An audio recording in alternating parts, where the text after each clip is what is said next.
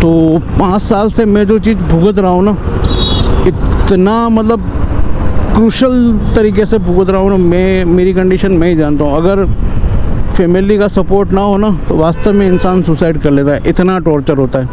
Hello guys, good morning. क्या हाल चाल है? बढ़िया, मैं बहुत ज़बरदस्त हूँ। मैं हूँ आपका अपना धर्म और आप हैं अपने यूट्यूब चैनल डीएस के राइडर पर। गाइस, बहुत लंबे टाइम से अपन ने कोई मोटो व्लॉगिंग नहीं की है या कोई राइड नहीं की है, उसके लिए एक्सट्रीमली सॉरी। क्योंकि काफ़ी लंबे टाइम से बाइक अपनी जहाँ मैं रहता हूँ वहाँ बाइक रखने की जगह नहीं थी, तो मैंने कहीं और बाइक खड़ी कर रखी थी। तो 15-20 दिन से बाइक वहाँ पर थी। आज फाइनली बाइक अपने पास आ चुकी है, अपन ने सर्विस पे भी रख दिया है। ठीक है दोस्तों, अब ग्रेट न्यूज़ ये है कि अपनी जो राइड थी, लद्दाख राइड और वो सारी जो राइड थी, हाँ, अपनी जो लद्दाख राइड, चार धाम राइड की अपन ने जो प्लानिंग की थी वो सारी ऑन है। ठीक है, तो अपनी सारी राइड होने वाली है। और हाँ, एक सबसे बड़ी गुड न्यूज़ मैं आपको देना चाहता हूँ कि अपनी आज से 2 साल पहले अपने चैनल पर एक गिव अवे अनाउंस किया था। अपन ने आईफोन गिव अवे अनाउंस किया था। उसके अपन ने एक सवाल पूछे थे और उस गिव अवे में लोगों ने रिस्पॉन्स अच्छा दिया ही नहीं था।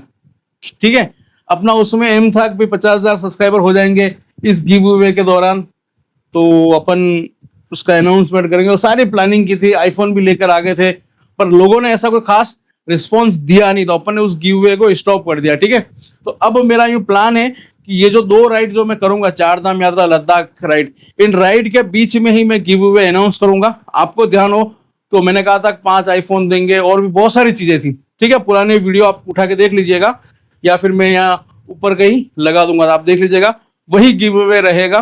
ठीक है, पर अपन उसको करने का जो तरीका है वो थोड़ा अपन चेंज करेंगे। ठीक है दोस्तों, तो चलिए अब अपन सीधा निकलते हैं बाइक पे ही, अपने स्कूटी पे निकलेंगे मार्केट में। अपने को कुछ राइड के अकॉर्डिंग कुछ शॉपिंग करनी है और कुछ और काम भी है, तो सारी चीजें करके आते हैं। और हाँ, प्लीज यार सब्सक्राइब जरूर कर लेना। ठीक है, और वीडियो अगर अच्छा लगे तो लाइक जरूर कर देना। चलो मिलते हैं। Let's go guys, let's go. अभी अपन इंटरनल इसीलिए जा रहे हैं क्योंकि बाहर हाईवे पे अभी मेन रोड पे काम चल रहा है। उदयपुर में अभी काफ़ी सारे फ्लाईओवर बन रहे हैं, तो इस वजह से अपन इंटरनल जा रहे हैं। और आगे का व्यू कैसा आ रहा है बताना, और आवाज़ कैसी आ रही है वो भी बताना। ठीक है दोस्तों, अभी स्कूटी पे इसलिए जा रहे हैं क्योंकि अभी बाइक में कुछ थोड़ा सा इशू है। एक तो उसका क्लच थोड़ा प्रॉब्लम कर रहा है, मतलब क्लच जो है ना, पूरा क्लच खोलते हैं बिल्कुल एंड पे जाके गाड़ी आगे बढ़ती है, तो वो क्लच वाली थोड़ा प्रॉब्लम है, वो सॉर्ट आउट कराना है एक तो। ठीक है, और एक सर्विस भी उसकी करानी है, तो सर्विस कराने रख दिया है। क्लच वाला प्रॉब्लम है वो सॉर्ट आउट कर देंगे क्योंकि अब राइड के लिए तैयारी करनी है। अपनी जो न्यू बाइक आनी है वो पता नहीं कब आएगी, बुक तो करा रखी है मैंने हिमालयन। ठीक है, हिमालयन अपनी बुक है, पर पता नहीं कब उसका मुहूर्त आएगा और कब वो गाड़ी लाएंगे। और हाँ, 2 मन हो रहे हैं मेरे कि डोमिनार सेल कर दूं, क्योंकि 2 बाइक रखने की जगह नहीं है यार अपने घर पे अभी फ़िलहाल। ठीक है, और पार्किंग कहीं अलग से अगर लेने जाओ तो यार पैसा लगता है, इस वजह से अभी अपन सोच रहे हैं कि 2 बाइक नहीं रखें, एक ही बाइक रखें। उधर भी पीछे भी फ्लाईओवर का काम चल रहा है, इधर भी फ्लाईओवर का काम स्टार्ट हो गया है। ठीक है, उदयपुर अब धीरे धीरे ग्रोथ कर रहा है हमारे, मतलब वैसे तो काफ़ी फेमस है हमारा उदयपुर, किसी को कुछ कहने की ज़रूरत नहीं है। उदयपुर जिलों की नगरी है, और ये चीज़ मैं दावे के साथ कह सकता हूँ, दावे के साथ। मैं भी काफ़ी घुमा हूँ, ऐसा नहीं कि नहीं घुमा हूँ, राइडिंग में भी काफ़ी जगह घुमा हूँ। उसके अलावा पहले मैं जॉब भी जहाँ करता था वहाँ पे भी ऐसा टूरिंग वाला ही जॉब था। नारायण सेवा संस्थान करके एक एनजीओ, उसमें जॉब करता था मैं 2013, 14, 15 और उससे काफ़ी टाइम तक किया, एनजीओ में जॉब किया। तो उसमें यूँ था कि भाई बाहर मुझे काफ़ी टूर करने होते थे, एक महीने के टूर की। जैसे कानपुर में हूँ तो 1 महीना, यूपी में इलाहाबाद में 1 महीना, हैदराबाद 1 महीना, और फिर फैज़ाबाद, आगरा, इन सब सिटियों में मैं 15-15, 20-20 दिन, 1 महीना रहा हूँ और काफ़ी घूमा हूँ उन सिटियों के गलियों में घूमा।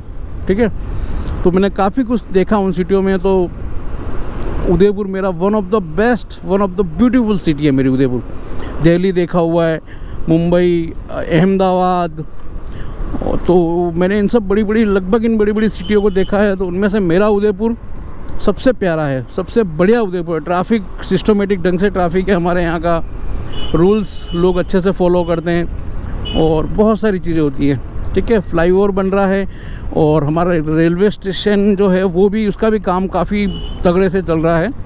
पूरा रेलवे स्टेशन पूरा नए तरीके से बन रहा है, क्योंकि अब अपने यहाँ पे वो इलेक्ट्रिक ट्रेन आ चुकी है। पहले ब्रॉड गेज तो थी ही थी, पर ब्रॉड गेज में अब इलेक्ट्रिक वाली भी स्टार्ट हो गई है, तो इस वजह से हमारा रेलवे स्टेशन काफ़ी बड़ा हो जाएगा।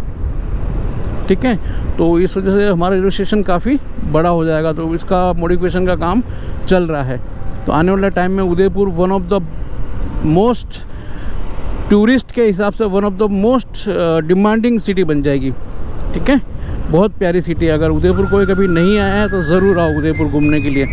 आपको मैं कह सकता हूँ कि इस हिंदुस्तान में बहुत कम ऐसी सिटियाँ हैं जो आपको उदयपुर से खूबसूरत लगेगी।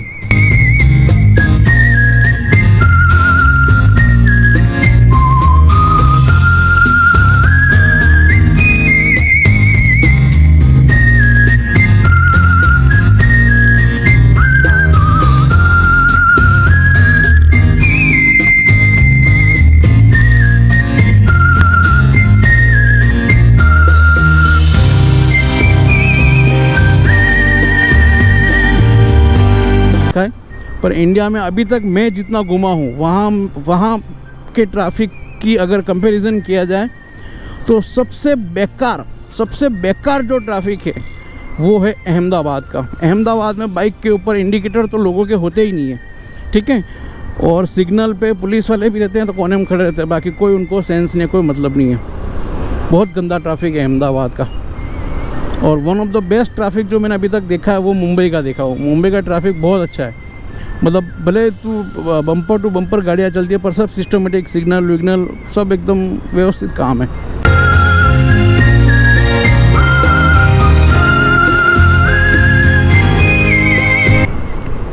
छोटा बाबू इस आगे बाइक पे एक दीदी बैठे हैं, उनके पास एक छोटा सा बच्चा है, इतना क्यूट बच्चा है, कब से वो पीछे देखे जा रहा है मुड़ मुड़ के क्या देख रहा है पता नहीं पर अगर आज भी वही कंडीशन है कि अगर हेलमेट पे गोप्रो लगा हुआ है तो लोग बड़ा आश्चर्य से देखते हैं कि यार ये क्या धतूरा लगा रखा है ऐसे करके। आज जैसे दिल्ली वैसे शहर में तो मोटो व्लॉगिंग या किसी का सेटअप लगा हुआ है तो एक आम बात है कि चलो कोई नहीं चलता है, बट उदयपुर में आज भी एक आश्चर्य की बात है कि यार ये क्या टोटका है इसके ऊपर लगा हुआ है। कोर्ट से मुझे याद आया, कोर्ट कचहरी का मेरा अभी 5 साल का ऐसा अनुभव हो रहा है। आप सब जानते ही हैं कि मेरे डिवोर्स केस चल रहा है, तो 5 साल से मैं जो चीज़ भुगत रहा हूँ ना, इतना मतलब क्रूशल तरीके से भुगत रहा हूँ ना, मेरी कंडीशन मैं ही जानता हूँ। अगर फैमिली का सपोर्ट ना हो ना तो वास्तव में इंसान सुसाइड कर लेता है, इतना टॉर्चर होता है। ठीक है, उसके अलावा जो कोर्ट कचहरी का जो वो प्रोसेस है ना, वो इतना मतलब बकवास प्रोसेस है। ठीक है, और सबसे बड़ा एडवोकेट जो होते हैं ना, अगर वकील चाह ले तो कोई भी केस आसानी से ख़त्म करा सकता है।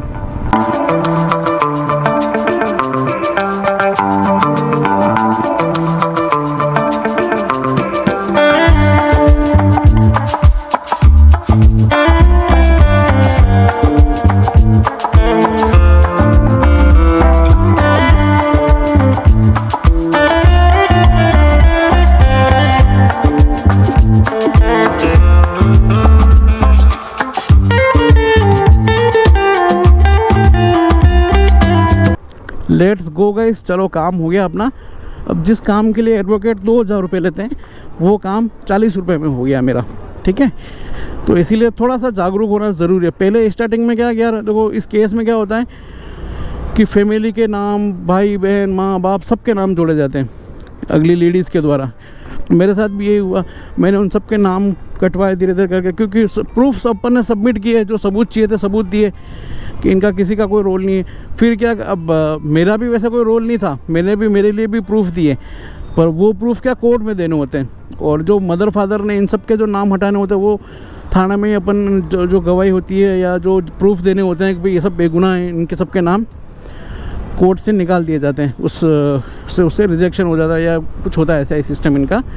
अपना नाम होता है। अपने के लिए मेरे को मेरी बेगुनाही के प्रूफ देने हैं, तो उसके लिए क्या वकील को बोलना पड़ता है। वकील आज ये आज वो यूँ कर करके पेशिया निकाल देते हैं। और मेरी बदकिस्मती ऐसी, मेरा जो एडवोकेट था मेरा फ्रेंड भी था, उसी ने मेरे साथ धोखा किया, ठीक है।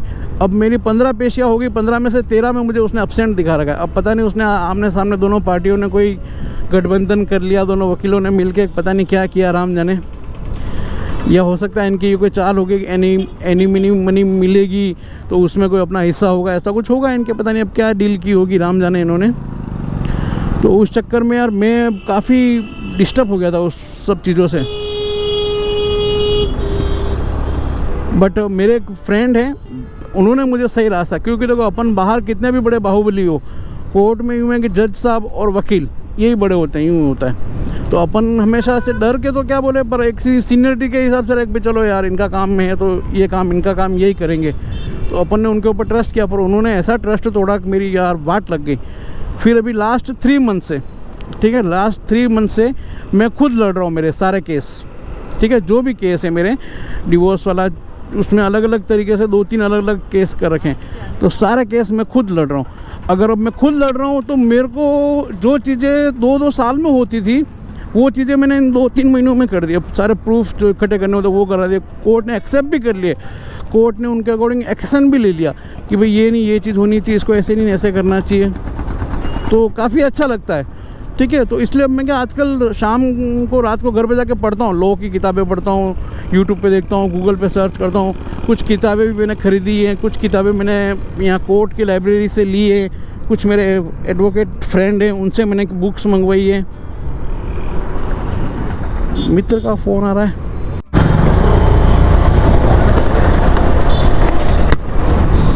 तो बस वही है कि मैं अगर खुद फाइट कर रहा हूँ ना, तो जो चीज़ें 2 साल से नहीं हुई, 2021 से मैं इस चीज़ में फंसा हुआ हूँ, तो जो चीज़ें 2 साल 5 सालों में नहीं हुई ना, उतना सारा काम मैंने अकेले ने 2-3 महीनों में कर दिया है। जज साहब से भी मैंने बात की, बिंदास हो क्या, फैमिली कोर्ट में एडवोकेट की ज़रूरत ही नहीं है, सही मायनों में दिए गए हैं। आप खुद अपनी हेयरिंग खुद कर सकते हो, अपने प्रूफ हैं या जो भी चीज़ें, और आपको काफ़ी हेल्प करते हैं वो लोग, जज साहब खुद हेल्प करते हैं कि भाई ये चीज़ ऐसे नहीं ऐसे। और अगर आप वकील नहीं रखना चाहते हो तो ऐसे प्रावधान है कि कोर्ट आपको सरकारी वकील प्रोवाइड कराती है जो आपको गाइडेंस दे सके। अभी मेरे साथ यही हुआ, मैंने कोर्ट से दरख्वास्त की, साहब मेरे पास अब पैसे नहीं है कि मैं एक एडवोकेट हायर कर सकूं, इतना पैसा अभी मेरे पास नहीं है, क्योंकि बिजनेस मेरा ख़त्म हो गया, सब कुछ ख़त्म हो गया। और जॉब है तो मेरे को खुद जॉब है, तो उसमें सैलरी इतनी है कि मैं मेरे घर को संभालूं या मैं अपने आप को संभालूं, क्योंकि नॉर्मली यार एक आदमी है तो कम से कम 4-5 हज़ार रुपये मेरा भी खर्चा है, उसके अलावा मेरा भी कुछ ट्रीटमेंट चल रहा है, मेरे भी कोई तकलीफ़ है, शारीरिक कोई है ऐसी, अभी उस बारे में बात अपन नहीं करें, पर उसकी हर महीने लगभग 2700-2800 रुपये, कभी 3000 रुपये की टैबलेट मेरे खुद की आती है, हर महीने 3000 रुपये की, ठीक है। उसके अलावा मेरे मदर की प्रॉब्लम, मदर मेरे थोड़े बीमार से हैं, वो मदर तो मेरे लगभग 10-12 साल से बीमार है, उनको कुछ प्रॉब्लम है हार्ट संबंधी, तो महीने की 4 से 5 हज़ार रुपये की उनकी टैबलेट आती है, ठीक है। और फादर मेरे प्राइवेट सेक्टर में जॉब करते थे, तो ऐसा कोई पेंशन वगैरह आती नहीं, अभी भी बेचारे वो करते हैं, ऐसा नहीं है, पर वो उतना नहीं, अब 60-65 साल की उनकी उम्र है, तो क्या कमा लेंगे वो यार, ठीक है। तो पूजा पाठ का काम करते हैं, तो वो गुजारा उनका चलता है, और मेरी सैलरी इतनी नहीं है कि मैं अय्यासी से दिन गुजार सकूं, सर लिटरली ये बताऊं, ठीक है। अब जैसे मेरे को रिकॉर्डिंग के लिए आईफोन लाना है, तो अभी मेरी नहीं है कैपेसिटी, क्योंकि बिज़नेस मेरा बिल्कुल बंद हो गया, टर्न मेरे पार्टनरशिप में था तो मैं ध्यान दे नहीं सका, तो मेरा जो दूसरा पार्टनर थे उन्होंने मेरा बिज़नेस टेक ओवर कर लिया पूरा, और अपने को पैसों की ज़रूरत थी जब केस का मामला हुआ था, तो अपन ने बोल दिया भाई मैं छोड़ने के लिए तैयार हूँ, और मुझे कितने पैसे देगा, उसने अपन ने जो इन्वेस्ट किया था वो पैसा अपने को वापस दे दिया, और उसने बिज़नेस पूरा रख लिया। तो अब अपन हो गए ठाले। अब मैं मतलब जिन लोगों से मैं कभी बॉस बन के बात करता था, उनके साथ आज मेरे को सर करना पड़ता है, क्योंकि वो अब हो गए हैं, मेरे जो पार्टनर था वो बन गया मेरा बॉस, ठीक है, और वो हो गए बॉस के दोस्त, तो मैं हो गया नौकर और वो हो गए सब मालिक। तो ऐसी सिचुएशन आ गई है, ठीक है। तो अब ये ऐसी कंडीशन हो जाती है तलाक वाले मामले में। तो अपन ट्राई कर रहे हैं कि बेटे के लिए अपन फाइट करेंगे और अपन उनसे बेटा लेंगे, ठीक है, क्योंकि वो लोग उसका ट्रीटमेंट नहीं करा पा रहे हैं, ना ट्रीटमेंट करा पा रहे हैं और ना ही उसकी देखभाल करा पा रहे हैं। तो इसीलिए फ़ाइट चल रही है लाइफ में, यही सारी चीज़ें चल रही है मेरे, ठीक है। आप सब लोग कहते हैं कि अरे यार व्लॉग नहीं आता, इतनी मेंटली परेशानी के बीच में अगर आप सोचते हैं कि मैं व्लॉग बनाऊं तो यार वो पॉसिबल हो नहीं पाता है, क्योंकि मेंटली मैं स्टेबल नहीं होता हूं। इस वजह से सारी चीज़ें चलती रहती है जीवन में, ठीक है। तो कर रहे हैं प्रयास, अब राइड भी करेंगे। और अब मुझे लग रहा है कि कुछ ऐसी चीज़ें मेरे हाथ लगी हैं, मेरी एक्स वाइफ जो है, वाइफ है जिसने मेरे ऊपर केस किया, उनके खिलाफ़ ऐसे कुछ सबूत मेरे हाथ लगे हैं अभी, जिनको अगर अब मैं पेश करूंगा, अगली पेशी पे मैं पेश करने वाला हूं, तो उससे क्या ये पूरा केस ही पलट जाएगा।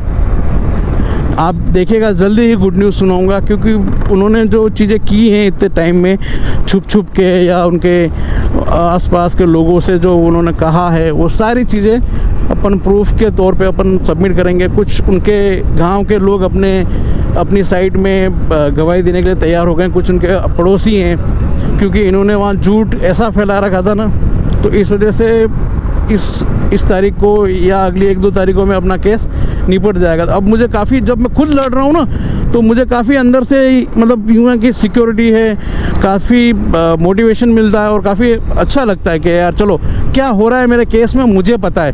बाकी अगर एडवोकेट के थ्रू अपन करते हैं तो वो लोग तो 1 की 2, 2 की 4 करते हैं और इतना डरा देते हैं इंसान को कि इंसान कहीं कुछ रहता ही नहीं।